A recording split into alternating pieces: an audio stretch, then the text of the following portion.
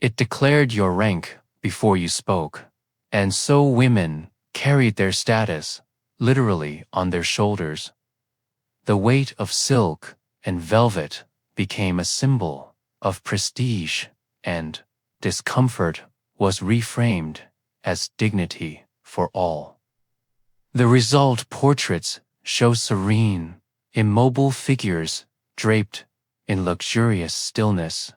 What they do not show is the muscle fatigue and the restricted breathing beneath layers, the quiet endurance required to appear magnificent in life.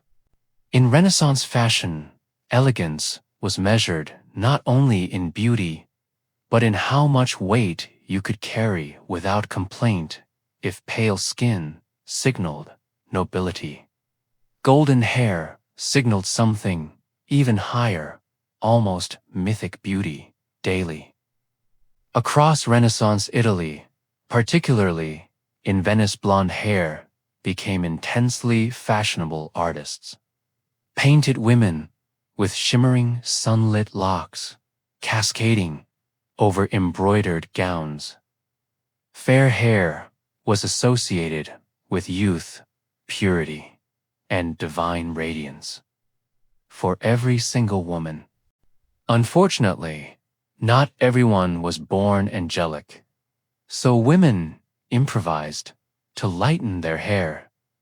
They applied chemical mixtures containing alum, sulfur, and sometimes mercury-based compounds. Yes, mercury, the same substance that can quietly dismantle your body. The paste would be spread onto the hair before sitting for hours in direct sunlight, often on rooftops. Special wide-brimmed hats with open tops were designed to protect the face from tanning hair in sun. Beauty required precision. The sun would activate the mixture, gradually bleaching the strands into a fashionable honey. The process worked, but at a cost. Hair became brittle, dry, and prone to breakage. Scalps burned daily for status. Skin blistered, and repeated exposure to mercury could lead to tremors, mood changes, and long-term health problems. But golden hair was worth it. Blonde was not just a color, it was a status symbol, indeed. It suggested leisure time to sit under the sun, performing elaborate treatments. It suggested proximity to artistic ideals seen in paintings and poetry. Dark hair might have been natural, but gold was always the aspirational choice. Venetian women became especially associated with this look. Travelers described the sight of noble women seated on terraces, hair spread out in the sunlight like offerings to the sky. It was almost ritualistic transformation of beauty. Ironically, Italy's climate naturally produced a range of darker shades. The blonde ideal was imported, influenced by Northern European beauty standards and classical imagery.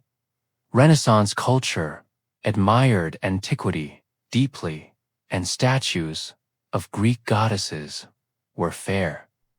The lengths people will go to for fashion rarely change in the 16th century.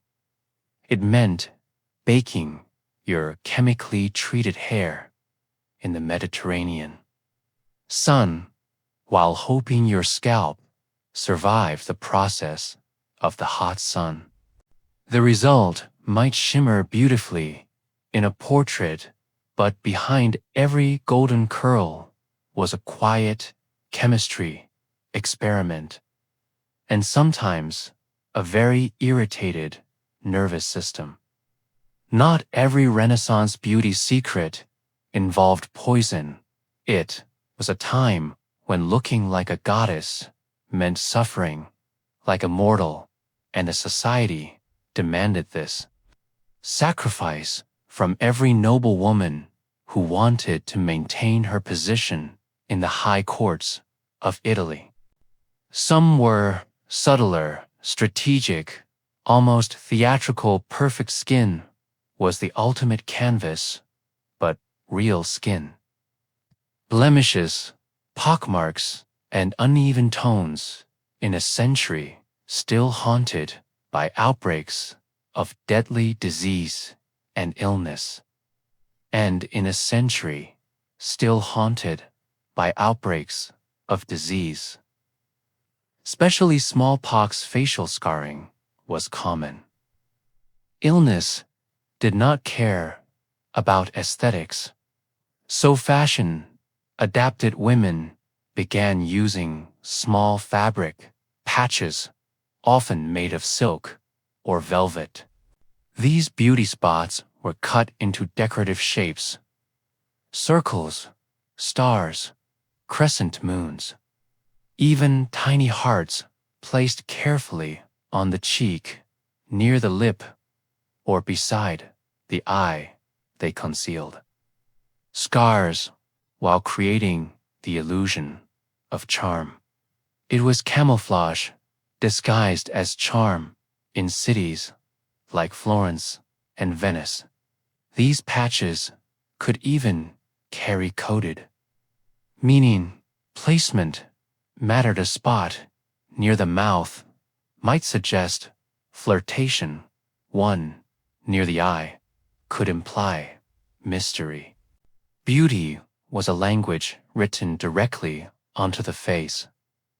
And because subtlety was rarely enough, patches were often combined with heavy powder, rouge, made from crushed cochineal insects, and tinted lip salves for the noble women.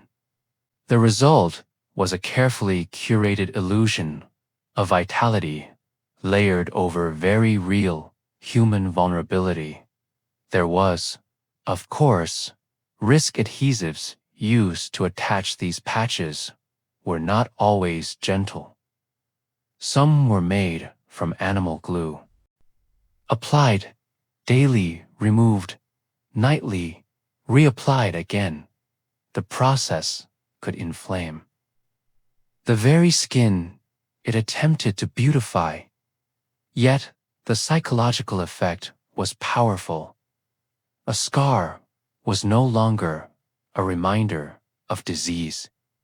It became a focal accessory. The Renaissance adored symbolism. Artists filled canvases with allegory and coded messages. It seems only fitting that faces followed the same rule. Every detail intentional, every imperfection rebranded for the world to see and admire daily.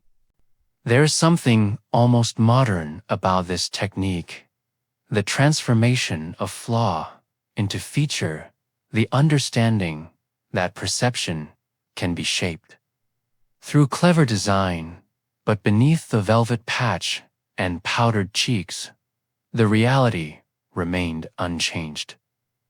Disease, age, and nature could not be erased, only redirected in Renaissance.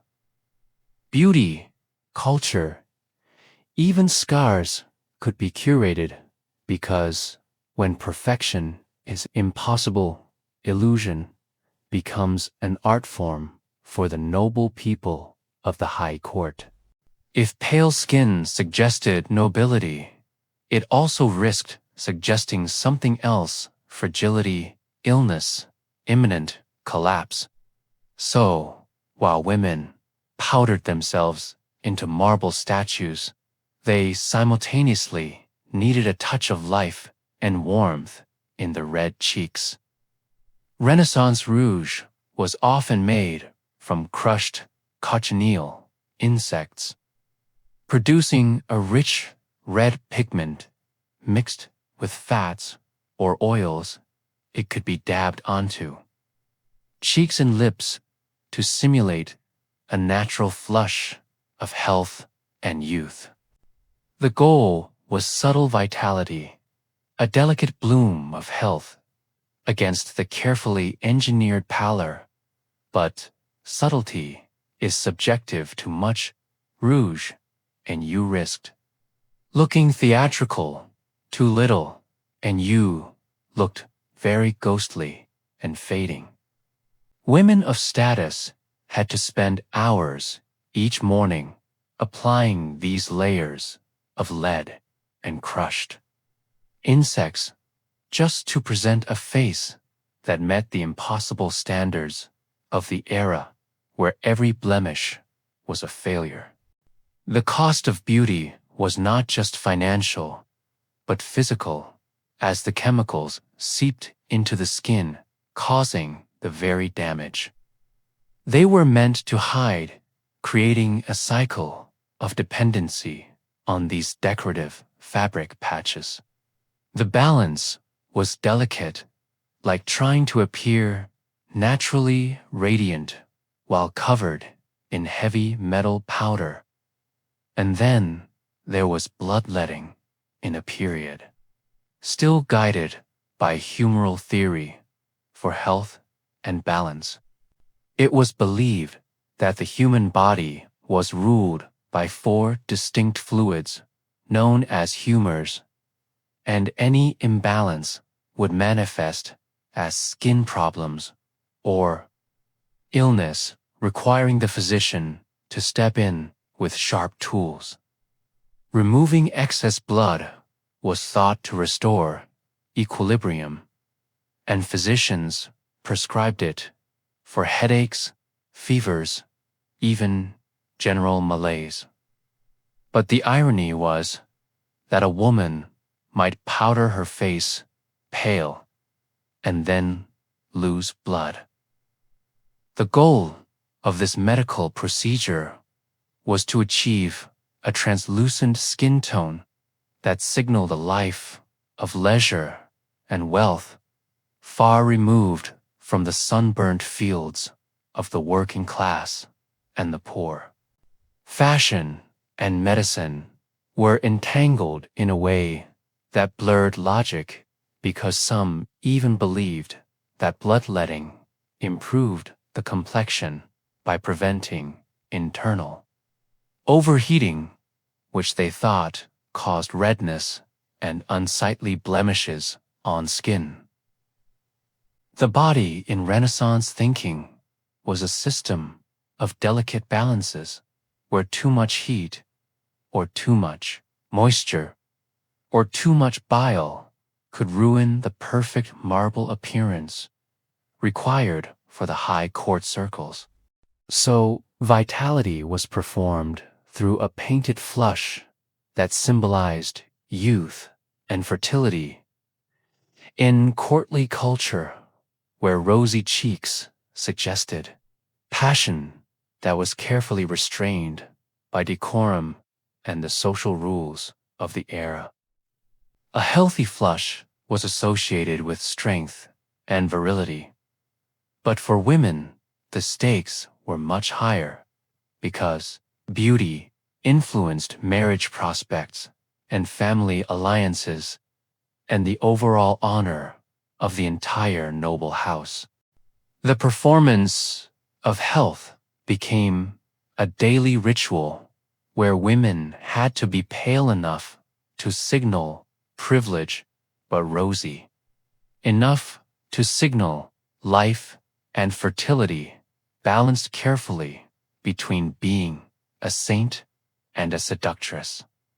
From a distance, Renaissance portraits radiate serene vitality with soft color in the cheeks and luminous skin.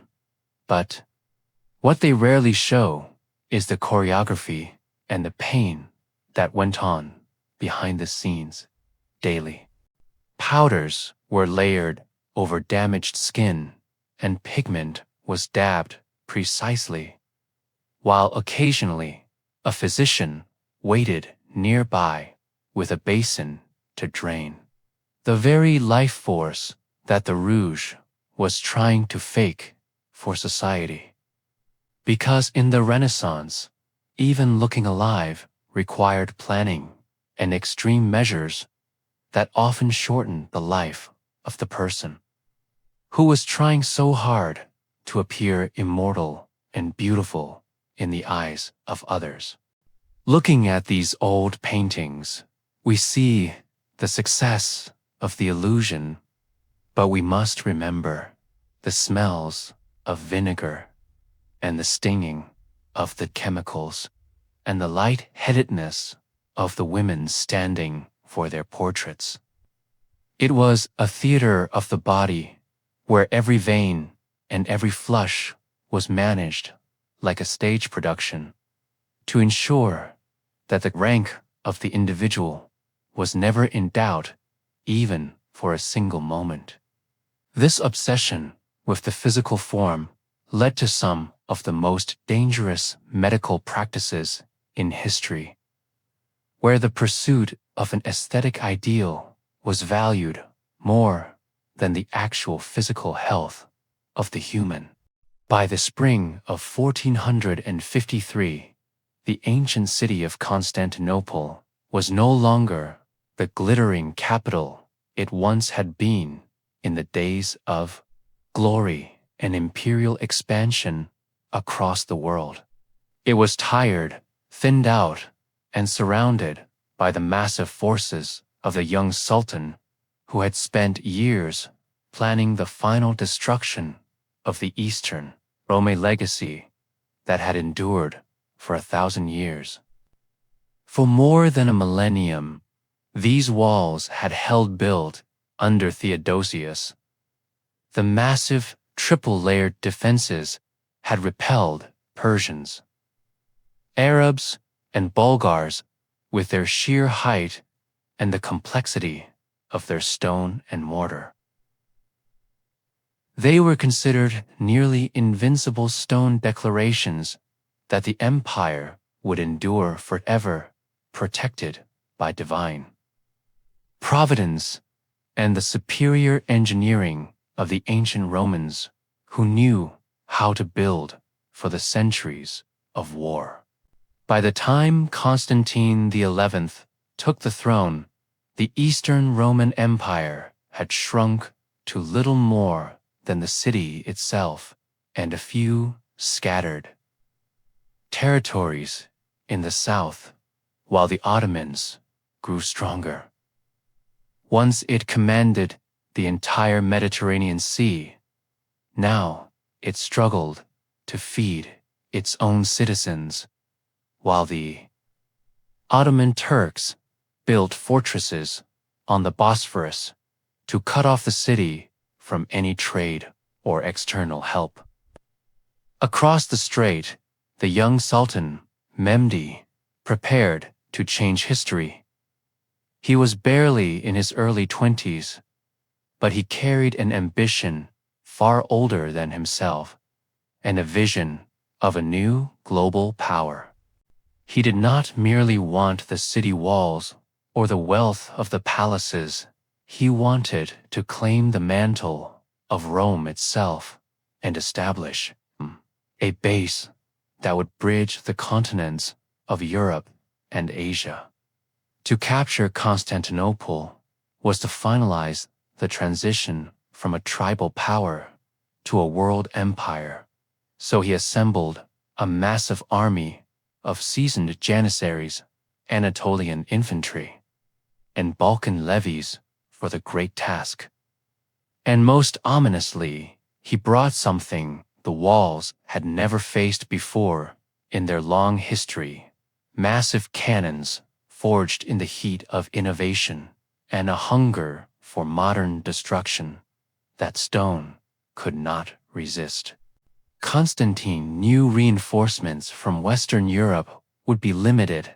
At best, some Genoese and Venetian fighters arrived out of loyalty or profit, but the major Christian powers were divided by politics and distant wars.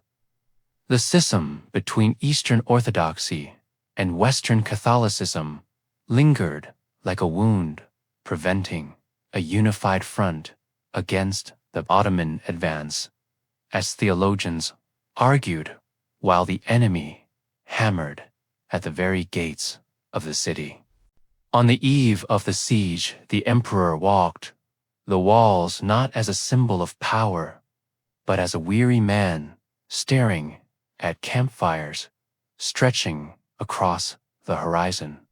Like a sea of fire in the night, he knew the weight of history was resting on his shoulders, and that the survival of the Roman name depended on the courage of a few thousand men against a tide of nearly 80,000. The city waited in a heavy silence, broken only by the sound of hammers and the distant chanting of the Ottoman camp as the sun set on the final days of an era that began. The city had survived for centuries, but this time the enemy did not just bring swords, he brought thunder that arrived in iron as memmed. Prepared to take Constantinople by force and power to make the ancient walls crack, he turned to a Hungarian engineer named Orban, who claimed he could build cannons powerful enough to shatter any fortification that Constantinople could offer in its long history. What Orban built was truly monstrous. The largest bombard required dozens of oxen to transport and hundreds of men to position, while its barrel was so wide that a grown man could crawl inside. When the first shot roared across the fields in April 1453, the sound was unlike anything the defenders had ever heard before, as a deep, concussive explosion shattered the air.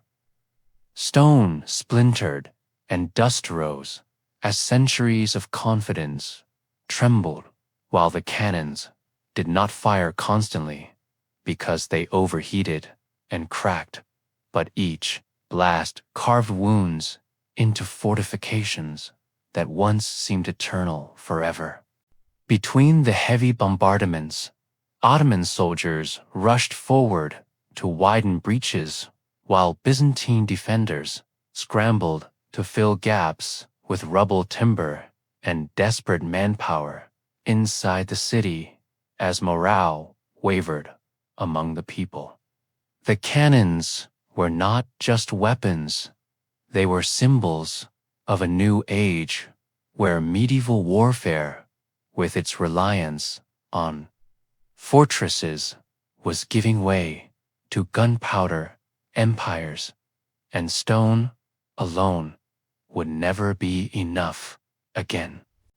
While the cannons battered the land walls, the Golden Horn Harbor was protected by a massive iron chain stretched across its entrance, forcing enemy fleets to remain outside for the safety of the city. Mehmed saw the problem clearly. He could pound the land walls endlessly, but if the harbor remained untouched, the city would not suffocate, so he did something audacious and went around the chain under night. Under cover of night, Ottoman engineers prepared a wooden track system across the hills north of the harbor, where logs were greased and pathways were cleared for an astonishing logistical feat of the siege. Dozens of Ottoman ships were dragged over land, not sailed, but dragged, as citizens climbed the walls to see vessels inside the horn hearing rumors of ships in the harbor while they woke at dawn. The maneuver was not just strategic, it was psychological warfare, demonstrating creativity and a refusal to accept conventional limits, as Memd was outthinking the ancient Roman defenders who were trapped inside the city walls. Now, the defenders had to split their forces further, while cannons roared on the land side, and ships threatened from within the harbor. Every wall felt thinner, and every soldier more stretched to the limit. The Sultan watched from his tent, knowing that time was on his side, as the food supplies dwindled and the fatigue of constant repairs began to break the spirit of the once great imperial guard. Every day, the roar of the great bombard reminded the world that the medieval era was dying, and a new world order was being forged in the heat of Constantinople and the ambition of Memd. The siege had dragged on for weeks, and the once proud walls of Constantinople were now a patchwork of rubble and timber, held together by the sheer will of the exhausted defenders who stayed awake. As the final days approached, a strange lunar eclipse occurred, which the citizens interpreted as a terrible omen because of blood. Red moon hung over the city, reflecting the violence that was soon to come. Ancient prophecies were whispered in the dark corners of the Hagia Sophia, suggesting that the city would only fall when the moon gave a sign. And now that sign was visible to every terrified eye. Inside the Ottoman camp, the atmosphere was the opposite, as Memd ordered massive celebrations with campfires that stretched for miles, creating a ring of light that mocked the darkness of the dying Roman Empire.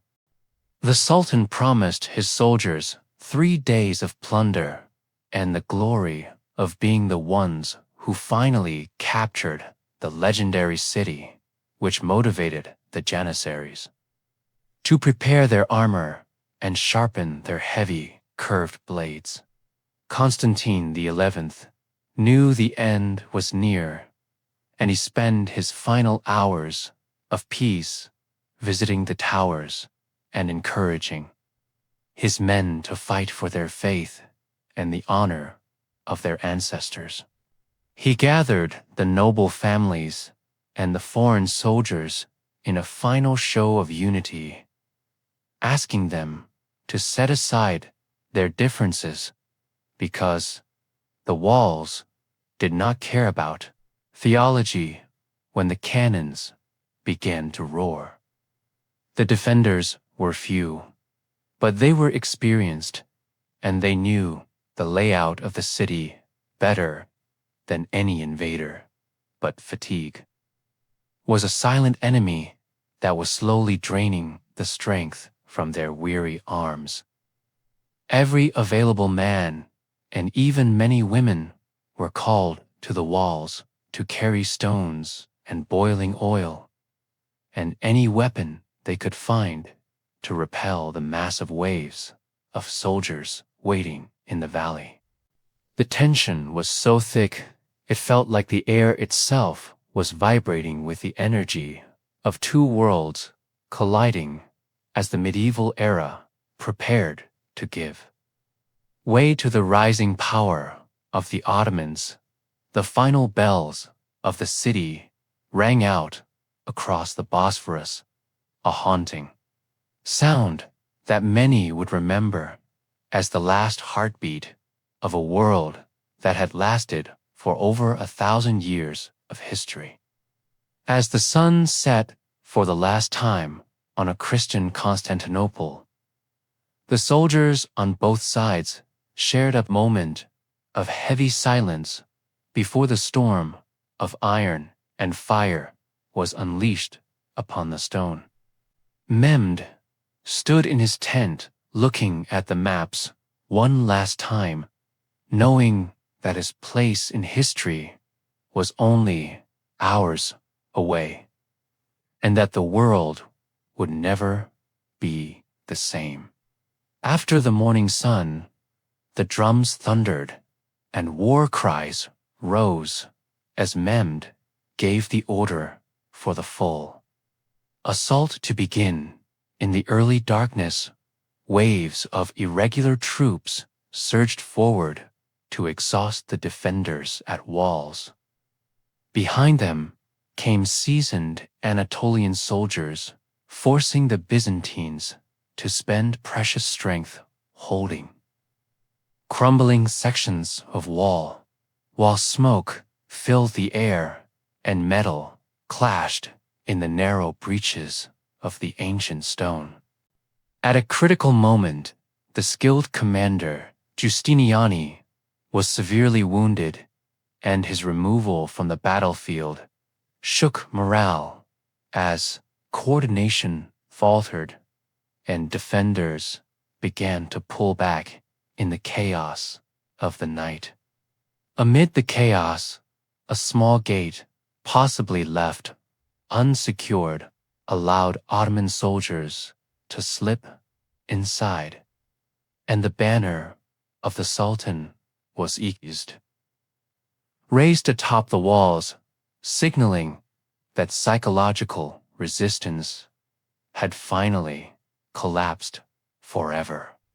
Constantine the 11th, refusing to flee, cast aside his imperial regalia and charged into the fighting as an ordinary soldier, never to be identified among the dead, as the last Roman emperor of the East. By mid-morning, the city was lost, and the walls that had stood for a millennium yielded to innovation, persistence, and overwhelming force as a new empire stepped through the gates into history books. The city was subjected to hours of looting as soldiers flooded through streets that had echoed with Greek hymns, but Mehmed saw opportunity beyond devastation and did not want to reduce the capital ruins. Mehmed ordered Hagia Sophia converted into a mosque, and Islamic prayer was recited beneath the massive dome as the spiritual center. Shifted from Byzantium to the Ottoman Empire while the building was preserved carefully. He invited Muslims, Christians, and Jews from across his expanding empire to settle and return life to the emptied streets, so Constantinople would become Istanbul, the beating heart of a powerful rising empire. The fall was not just destruction, but a transfer of culture and administration as churches became mosques and Greek imperial bureaucrats were replaced by Ottoman officials, while some Christian communities continued under oversight. Greek scholars fled with ancient manuscripts of philosophy and science toward Italian cities carrying knowledge of Plato and Aristotle that had long vanished from Western Europe, sparking an intellectual rebirth in the West. The fall of Constantinople accelerated the hunger for classical knowledge in Italy, and as the Eastern Roman Empire ended, politically, it survived intellectually in lecture halls and workshops across the Renaissance world libraries. Courts across Europe reacted with alarm as the papacy called for renewed crusades, and merchants recalculated trade routes with nervous urgency. because the Ottomans now controlled key pathways between Europe and Asia territory.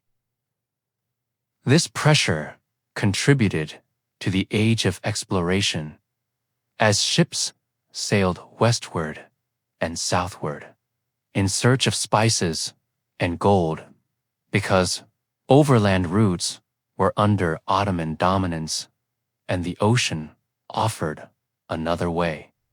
The ancient world anchored in Rome gave way to something more global and interconnected, as the walls that once protected an empire could not withstand the new age of gunpowder and modern warfare.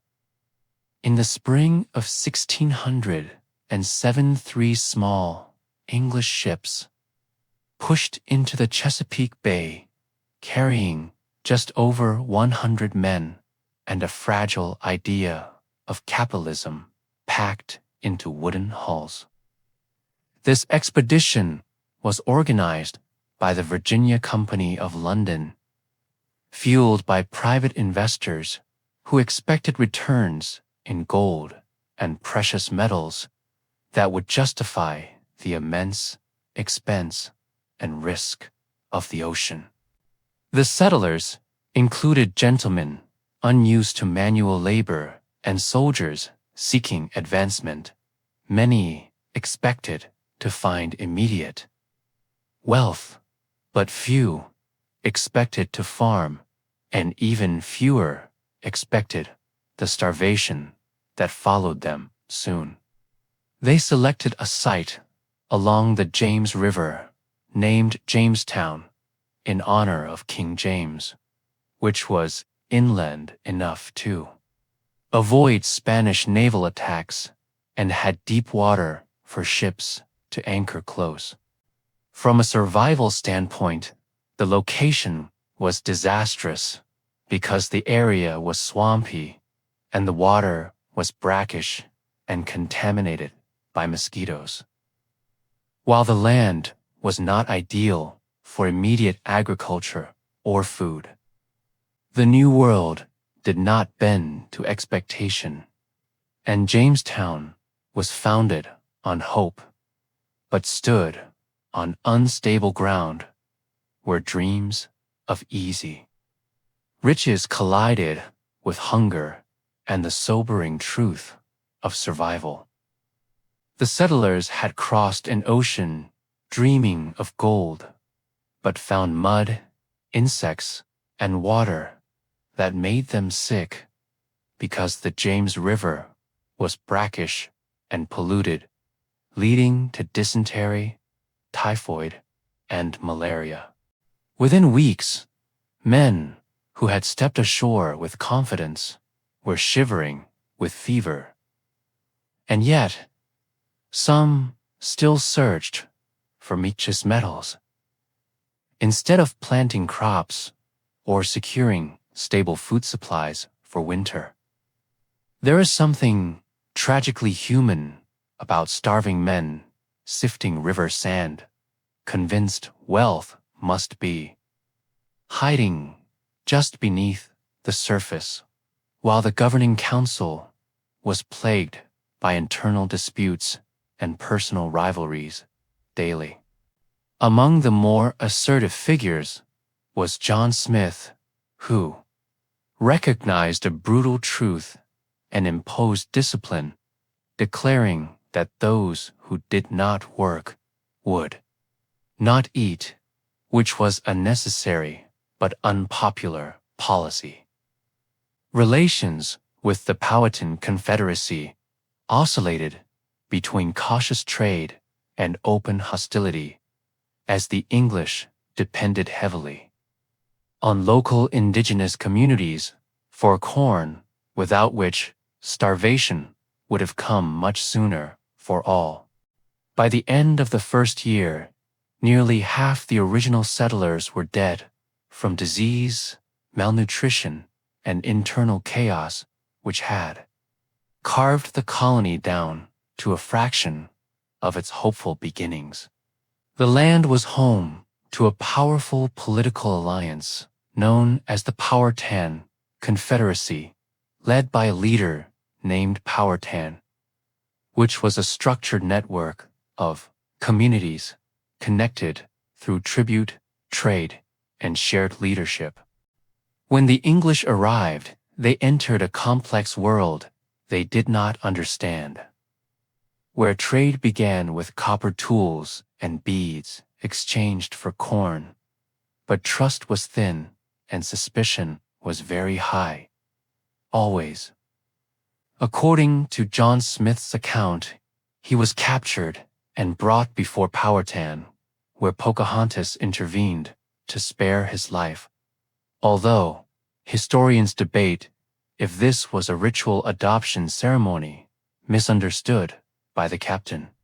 Beneath moments of diplomacy lay tension as the English expanded their fortifications and demanded food during drought years, while raids and replays and retaliations followed what began as a cautious and uneasy coexistence between groups. The winter of 1609–10 was catastrophic and remembered as the starving time, when drought struck and relations with the Powhatan deteriorated sharply as trade collapsed and food disappeared completely. Jamestown became a trap where horses were slaughtered, dogs disappeared, and rats were eaten, while contemporary accounts describe settlers digging up roots and growing skeletal from hunger in the cold winter nights.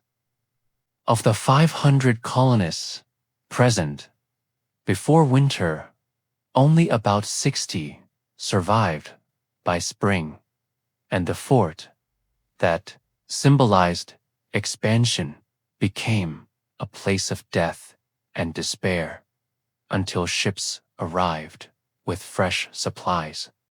The psychological impact of the starving time was profound, as the survivors had witnessed the collapse of all social order and the failure of their original mission to find easy gold in America. When relief ships finally arrived in the spring of 1610, the survivors were found in such a wretched state that the decision was initially made to abandon the colony forever.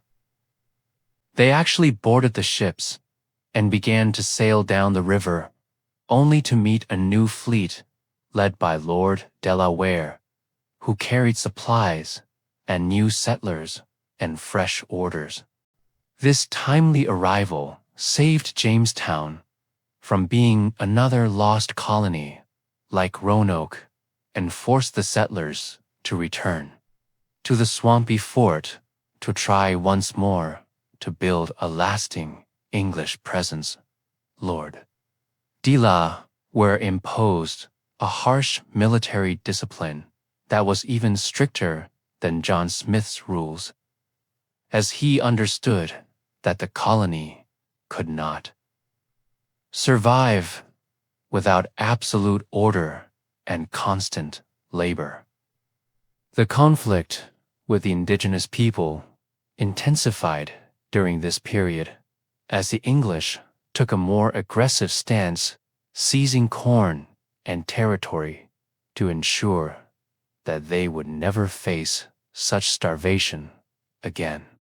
This era of constant warfare and struggle defined the early years of Virginia, where the boundary between life and death was as thin as the walls of the wooden fort in the forest.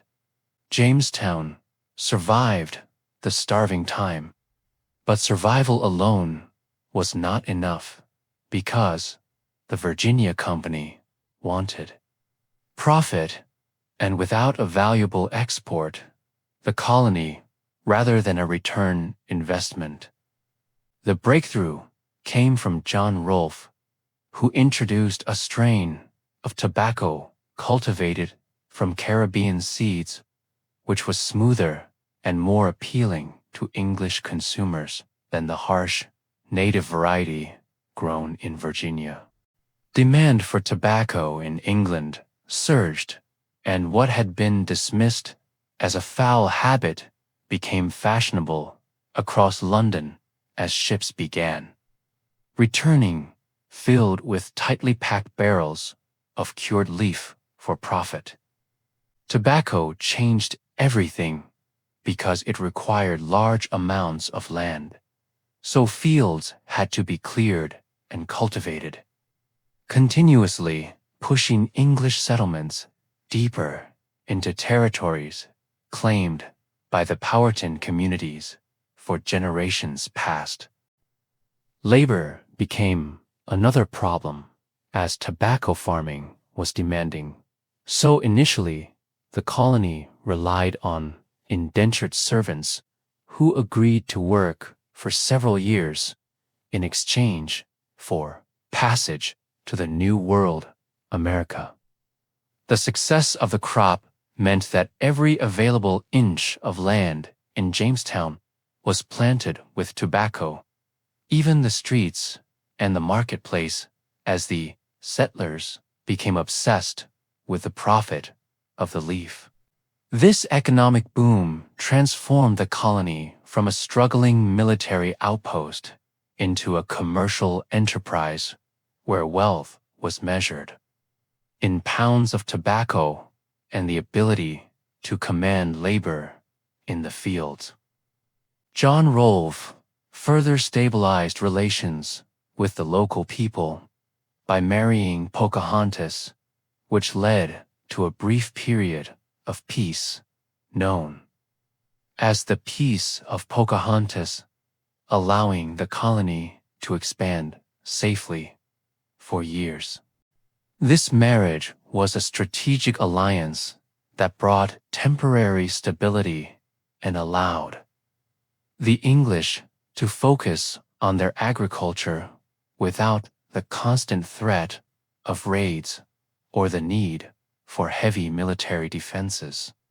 However, the expansion of tobacco farms meant that the English were constantly hungry for more land, which slowly eroded the peace as more forests were cleared and indigenous hunting grounds were destroyed.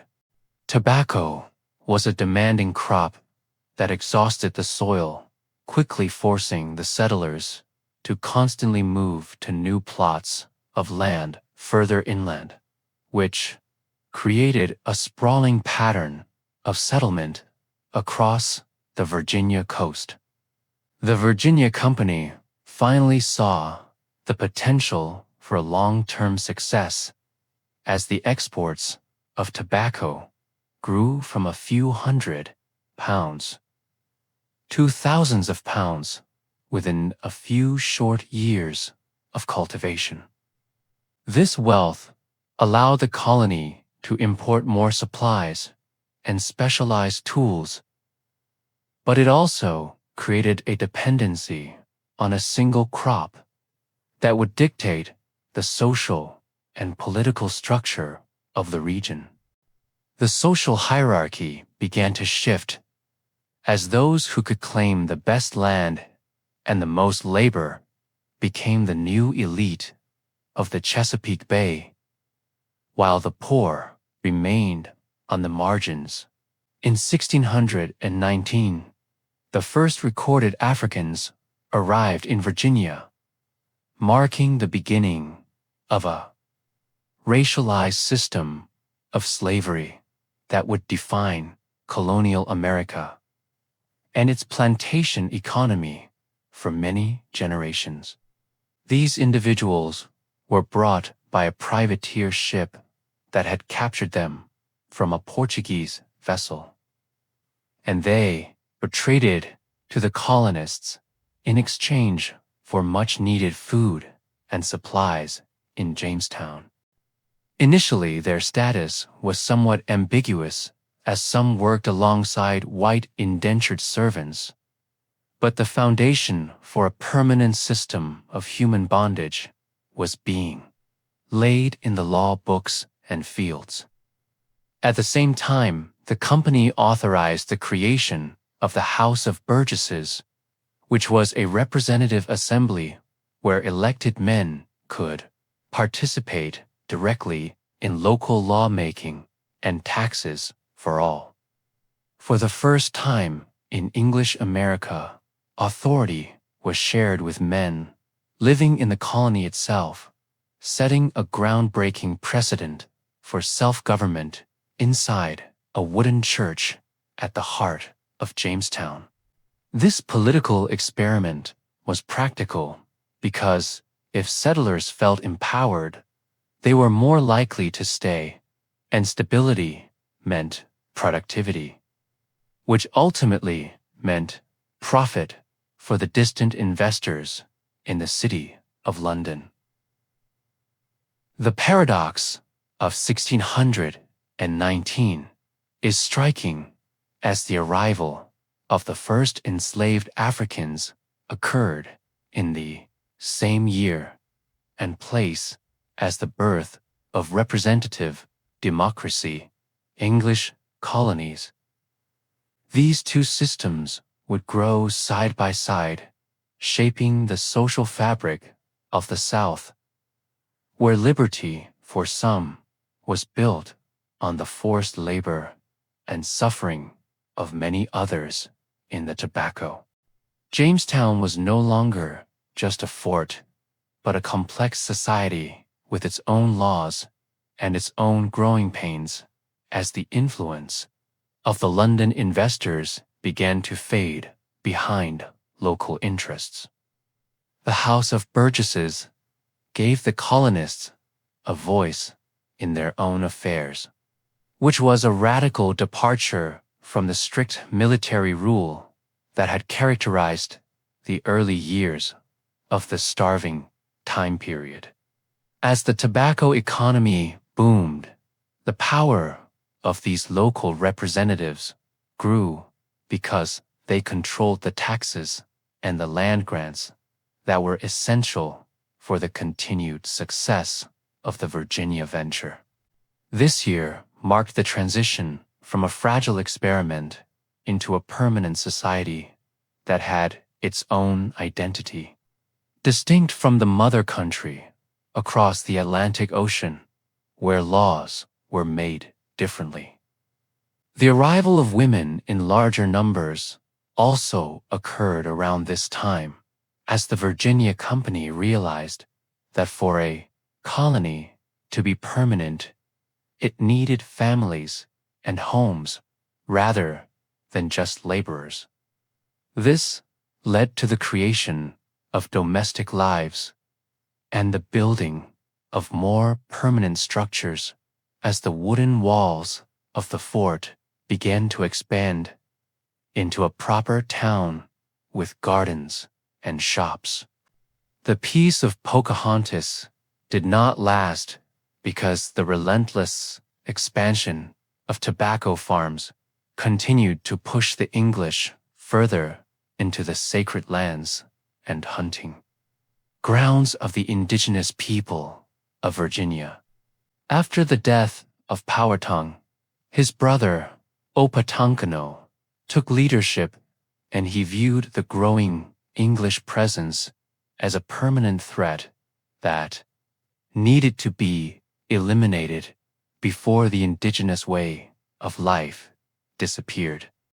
On the morning of March 22nd, 1622, a coordinated series of attacks was launched across the Virginia settlements, catching the colonists completely off guard in their homes and fields. Nearly 1/3 of the English population was killed in a single day as the warriors struck multiple plantations, simultaneously showing a level of military coordination that the English had never expected from them. Jamestown itself was warned at the last minute by a young indigenous convert named Chenko, which allowed the main fort to prepare its defenses and survive the initial wave of the bloody assault. The aftermath of the massacre was a period of brutal retaliation as the English abandoned their attempts at peaceful coexistence and began a war of attrition against the local tribes to clear the land.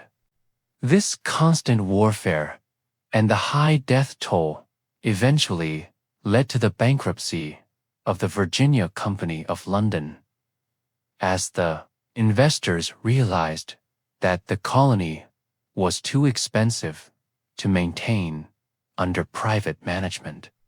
In 1624, King James I revoked the company's charter, and Virginia became a royal colony under the direct control of the English crown, which provided more military support. This transition meant that the governors were now appointed by the king, but the House of Burgesses was allowed to continue its meetings, providing a unique blend of royal authority and local representation. The massacre of 1622 fundamentally changed the character of the colony, making it more militaristic and more suspicious of the indigenous neighbors, who were now viewed as permanent enemies of state. As the crown took over, more resources were poured into the colony to ensure its survival, because the tobacco taxes were becoming an important source of revenue for the royal treasury in London. The expansion continued, but now it was backed by the power of the English state rather than just a private company, which made the eventual displacement of the indigenous tribes almost inevitable in time. Jamestown remained the capital for several more decades, but the focus of the colony began to shift toward the larger plantations and the growing port towns that were emerging along the Chesapeake Bay. This period of royal control stabilized the colony and allowed for a steady increase in population as more ships arrived from England, carrying the next generation of settlers and laborers for the fields. As the colony grew, the gap between the wealthy elite on the coast and the poor settlers on the frontier widened, creating a powder keg of social tension and deep political resentment. The frontier settlers faced constant conflict with indigenous tribes, but Governor Berkeley refused to provide military support because he wanted to protect his own lucrative fur trade with those same native groups. Nathaniel Bacon, a young and ambitious planter, emerged as the leader of the frustrated frontiersmen and indentured servants who felt abandoned by the corrupt colonial government in the safety of Jamestown. Bacon led an unauthorized militia to attack the tribes and eventually turned his anger toward the governor himself, starting a civil war that would shake the foundations of the entire Virginia colony. In 1676, Bacon's forces marched on Jamestown, forcing the governor to flee, and in a moment of ultimate defiance, they set fire to the entire capital city of the colony. The wooden houses, the church, and the State House were reduced to ashes as the rebels claimed they were fighting against tyranny and for the rights of the common Englishman living in Virginia. The rebellion was not just about land or protection, but was a deep struggle over who would control the future of the colony, and how wealth and power would be shared among the people. Bacon's sudden death from disease brought the rebellion to an end, and Governor Berkeley returned to power with a vengeance hanging many of the rebel leaders to restore his absolute royal authority. The burning of Jamestown led the elite to realize that a large population of angry, poor white men was a threat to their stability, which accelerated the transition to a racialized slavery system. By relying more on enslaved Africans who were legally denied rights, the elite hoped to prevent future alliances between poor, white, and black laborers that had characterized the early stages of Bacon's rebellion. This shift permanently altered the social landscape of the South, creating a rigid hierarchy that would endure for centuries, while the city of Jamestown began its final slow decline into obscurity. The capital was eventually moved to Williamsburg because Jamestown was considered too unhealthy in its location too vulnerable to fire and attack after the devastation caused by the rebels during the war. The ruins of the first permanent English settlement were left behind as a reminder of the brutal struggles and the complex human stories that had played out on that small, swampy island. What began as a hopeful investment had become a place of fire and blood, and from those ashes, a new and more defined colonial identity was beginning to emerge.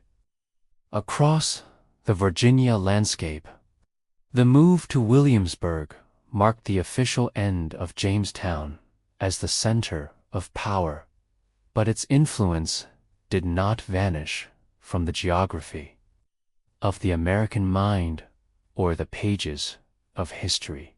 It remained a symbol of the beginning where the first seeds of English culture and law were planted in the soil of a continent that would eventually become a global superpower.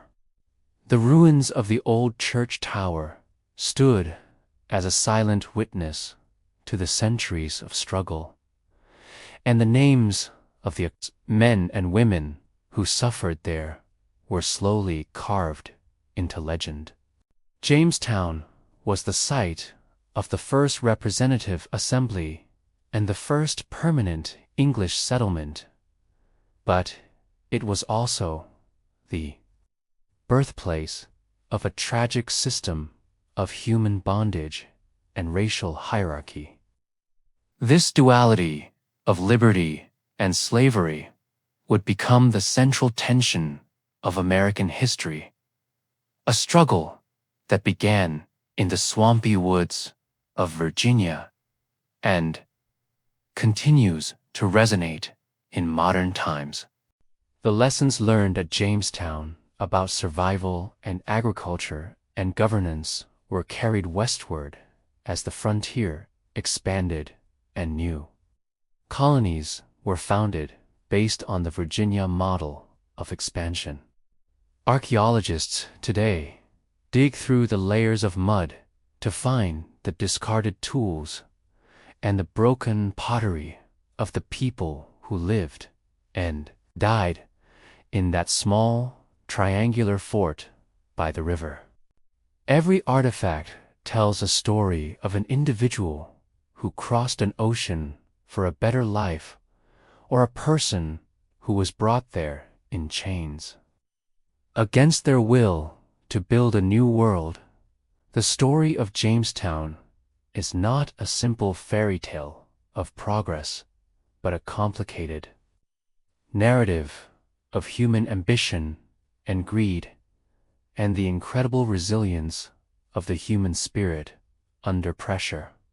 It serves as a reminder that the foundations of nations are often built on sacrifice and conflict, and that the past is never truly gone, but lives on in the institutions we create. The James River continues to flow past the site, carrying the silt of the landscape. Just as time carries the memory of the starving time and the golden age of tobacco toward the future. From a small group of desperate investors and gentlemen unused to work came the spark of a global empire that would change the course of human history for all generations to come. The sun sets over the Virginia coast. The shadow of the old fort reminds us that every beginning has a price, and every legacy is a mixture of light and dark forever. The story that began with 3 small ships in 1607 has grown into a vast tapestry of millions of voices, each connected back to that single point on the map. This concludes the journey through the fall of empires and the rise of new worlds, where the echoes of Colossus, Constantinople, and the fires of Jamestown still speak to us through the centuries.